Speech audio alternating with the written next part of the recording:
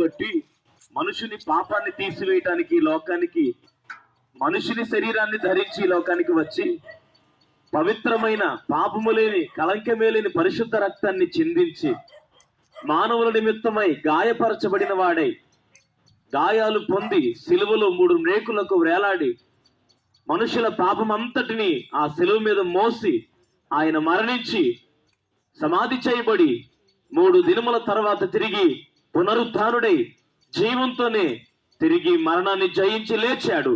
ఆ గొప్ప దేవుడు మాత్రమే నమ్మదగిన వాడుగా ఉన్నాడు. హల్లెలూయా, హల్లెలూయా. ఒక హైందవ నాయ బ్రాహ్మణ కులంలో పుట్టి మత సంబంధమైనటువంటి ఎన్నో కార్యక్రమాలు పాలు గుంపులు పొందుతూ ఎంతో నిష్ట కలిగి బ్రతుకుతున్న నా జీవితంలో అన్నీ ఉన్నప్పుడు అందరూ ఉన్నారు, కానీ అన్నీ పోయినప్పుడు ఎవరు దగ్గరకు రాలేదండి.